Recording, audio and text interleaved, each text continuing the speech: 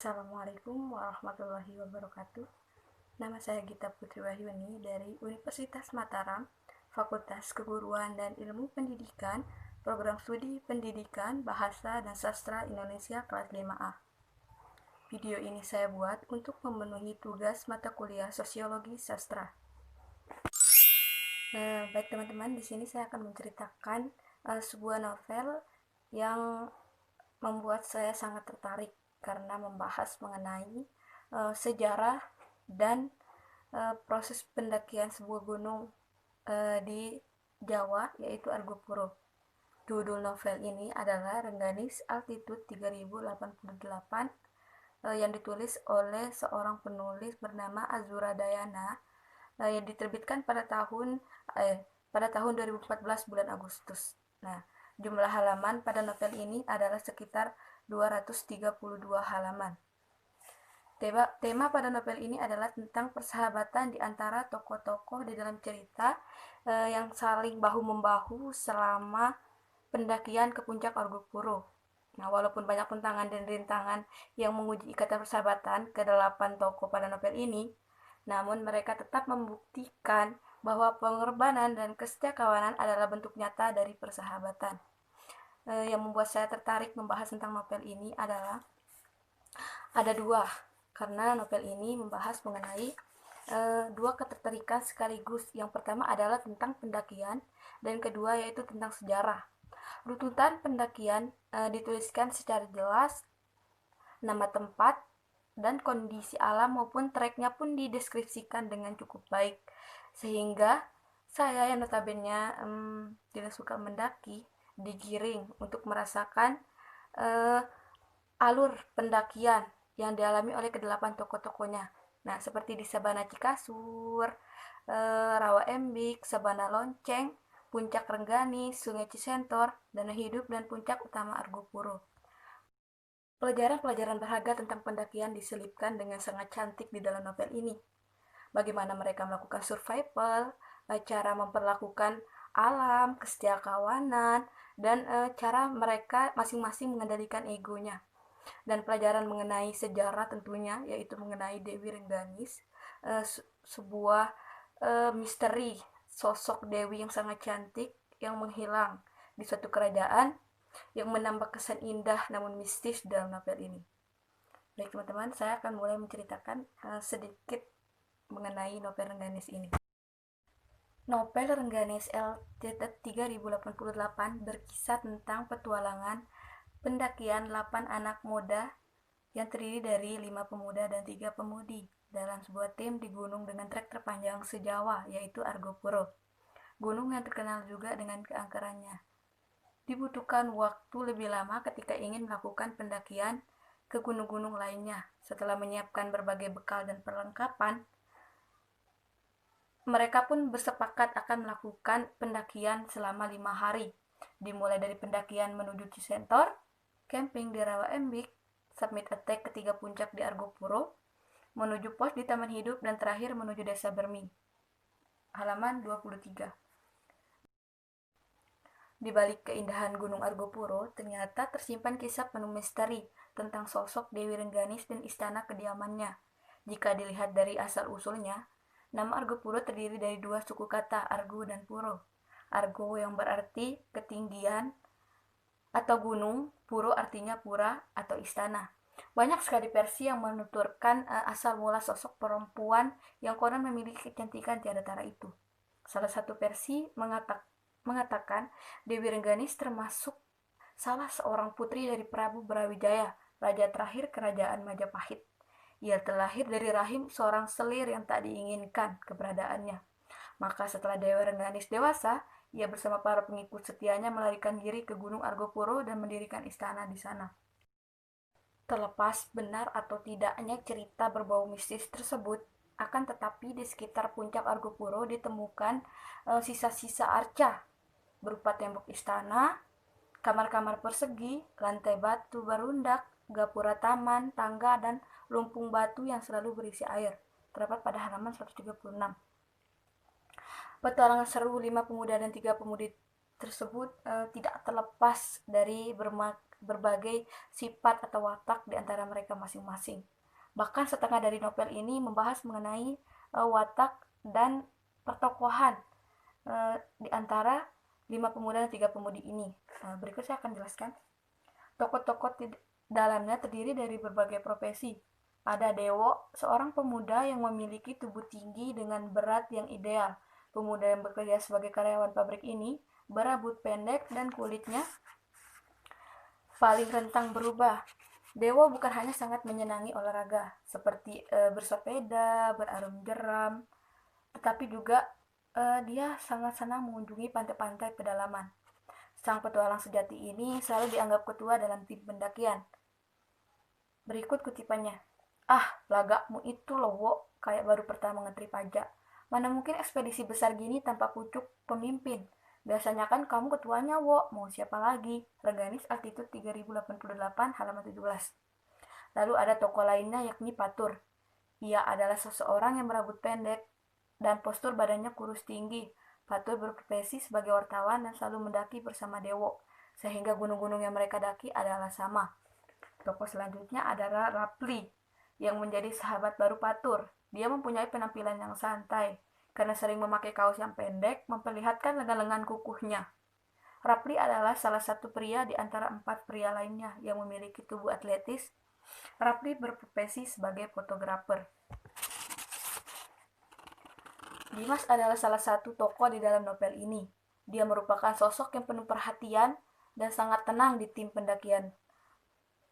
Dimas juga seorang yang religius dan paling bijak. Jika Dewo adalah ketua, leader dan selalu berada di depan ketika pendakian, maka Dimas adalah sebaliknya.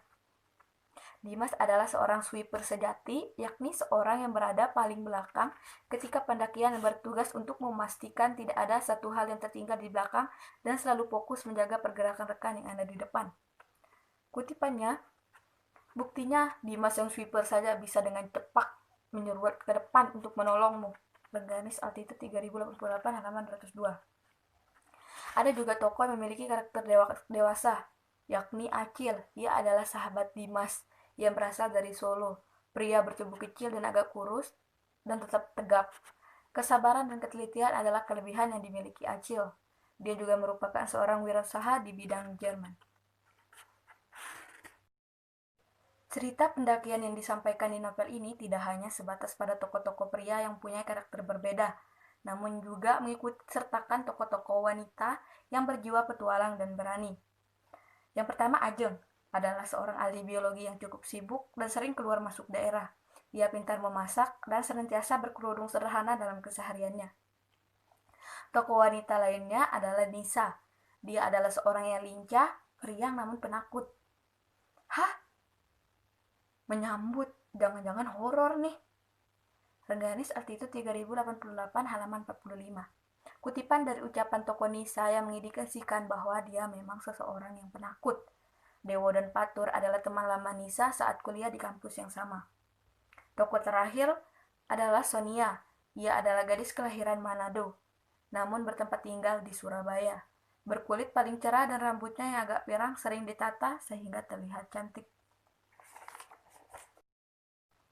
Mengendarai mobil angkutan sewaan, mereka berdelapan menempuh jarak dari terminal Basuki menuju desa Bagaran. Setiba di sana, mereka segera mengurus surat perizinan pendakian di kantor KSDA, Konservasi Sumber Daya Alam. Perjalanan awal para pendaki itu sudah penuh dengan tantangan. Mereka dihadang oleh ribuan pecat, cacing, dan ulat. Sebelum pemberian pertama di salah satu tempat yang bernama Mata Air Pertama. Beragam kejadian seru pun mewarnai pendakian mereka menuju puncak Argopuro. Misalnya, ketika tiba di Sungai Cikasur, mereka langsung disuguhi panorama alami yang begitu memikat dan memanjakan mata. Sungai Cikasur adalah salah satu kesederhanaan yang indah di bumi Argopuro, sebuah sungai kecil beralur panjang dan sempit. Dengan airnya yang bersih dan jernih serta mengalir cukup deras, banyak tumbuhan selada air di sungai ini yang dapat dimanfaatkan oleh para pendaki untuk dimasak sebagai sayuran hangat. Kiri dan kanan sungai dipenuhi rimbunan rumput tebal bernuansa hijau dan campuran antara putih dan coklat. Di daerah Cikasur itulah mereka mendirikan beberapa tenda untuk rehat sejenak. Rencananya esok pagi mereka akan menikmati keindahan sunrise dan mengabadikan melalui kamera masing-masing.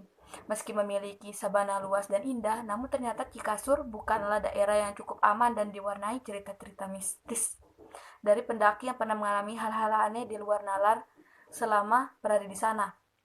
Sonia dan Rapli misalnya, mereka berdua mengalami kejadian menyeramkan hingga membuat mereka susah tidur selama di Cikasur. Tengah malam, Rapli terjaga dari lelapnya saat mendengar banyak derap langkah kaki di luar tenda. Sementara tenda mendadak bergoyang-goyang. Halaman 67-70. Hal ganjil dan mistis lainnya terus mewarnai perjalanan mereka. Sonia satu-satunya gadis yang belum berjilbab dan memiliki sedikit kelebihan. Merasa dibuntuti seseorang selama pendakian. Alur cerita makin terasa menegangkan. Misalnya ketika Dewo terperosok hingga terluka cukup parah dan nyaris jatuh ke jurang. Kepanikan kian bertambah saat Acil, pria bertubuh mungil tapi pemberani itu tiba-tiba diserang seekor babi.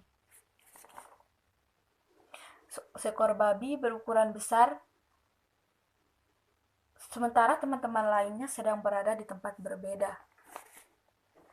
Puncaknya ketika Rapli, satu-satunya pria perokok dalam tim tersebut, mengalami kejadian aneh dan menghilang secara misterius sehingga membuat ketujuh teman-temannya panik bukan kepalang. Seperti kronologis cerita di halaman awal atau 6, di situ diceritakan mengenai konflik itu terjadi. Berikut kutipannya.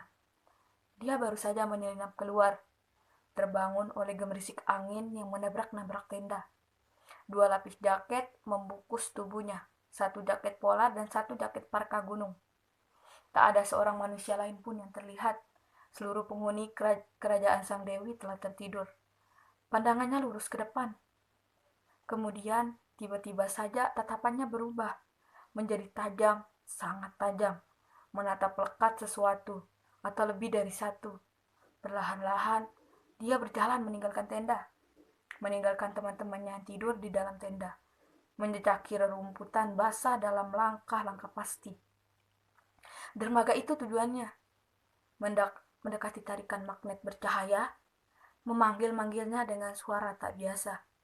Oh Rengganis, pentas apa yang sebenarnya tengah dilangsungkan? Hingga pagi datang, anak muda itu tak pernah kembali lagi ke tenda. Dan akhirnya, teman-temannya pun mencari seorang Rapli. Teman-temannya khawatir mereka akan pulang bertujuh ketika mereka datang berdelapan. Dewo terutama, dia berusaha mencari Rapli dimanapun, dan akhirnya menemukan sebuah jaket parka tergeletak di atas rerumputan dekat telaga.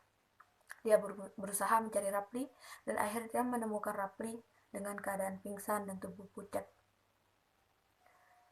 Rapli pun berusaha dibangunkan oleh teman-temannya, dan tidak beberapa lama, Rapli pun bangun dan menceritakan kronologi yang dialaminya. Dan pada akhirnya Rapli ternyata mengungkapkan bahwa cahaya yang dia lihat adalah seorang putri yang sangat cantik, yaitu Dewi Rengganis. Dan konflik sangat terasa pada akhir novel ini. Ada suatu kutipan yang sangat membuat saya tertarik.